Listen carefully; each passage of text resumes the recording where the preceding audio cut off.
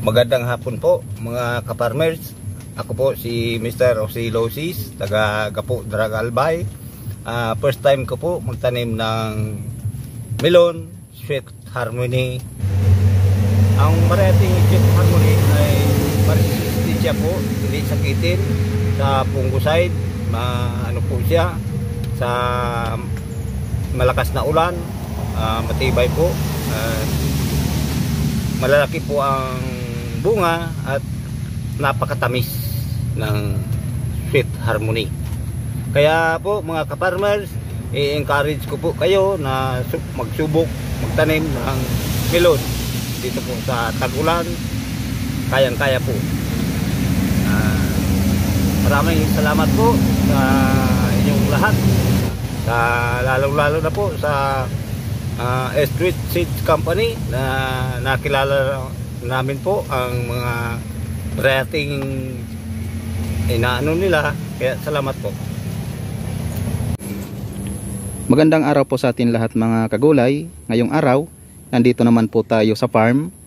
So ito pong farm na ito mga kagulay, ang may-ari po nito ang ating cooperator si Mr. Jose Loses ng Barangay Gapo. Dito po yan sa Daraga Albay. Ano po?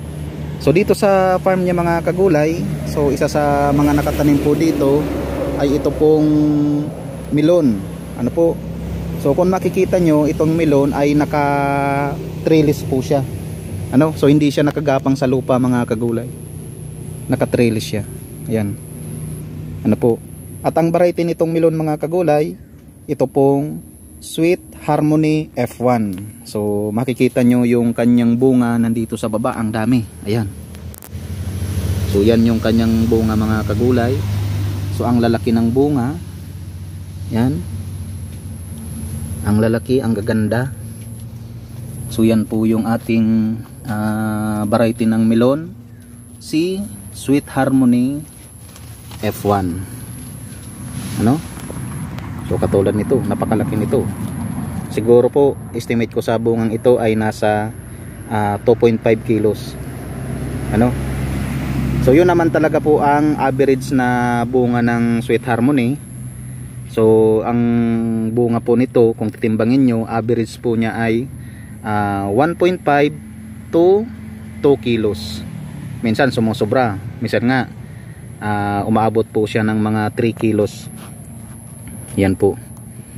Then ang kagandahan pa nitong Sweet Harmony F1 mga kagulay, sa loob ng 2 buwan pakatanim, so maaari nyo na siyang pitasan or maaari na kayong mag-harvest. No? So ayan. So maganda yung management po dito, kasi unang-una ay linagyan po siya ng trellis, kasi dito po sa area mga kagulay, dito po sa Albay ay palaging naulan, no? So kaya si Manoy Ote, yung cooperator natin, ay linagyan po siya ng trellis. So hindi siya pinagabang sa lupa. Yan po yung ating Sweet Harmony F1 na melon. Yun, ang dami oh. Tingnan nyo dun sa dulo. So ayun, makikita nyo kung sisilipin nyo po sa ilalim mga kagulay. So yung bunga niya, ang lalaki, ang dami. Yun. Yan po si Sweet Harmony F1. So maganda itong itanim. Halimbawa kung katulad sa area nyo ay palaging naulan, lagyan nyo po ng trellis, no? Kung tag-init naman, pwede nyo siyang paggapangin sa lupa. Po. So itong technique po ni Manoy Ote, yung ating cooperator, palibasa palaging naulan dito sa area, linagyan niya po ng trellis, pinagapang niya sa gapangan. Yan, no? Ang dami. Ano po? So mga kagulay, yan yung ating Sweet Harmony.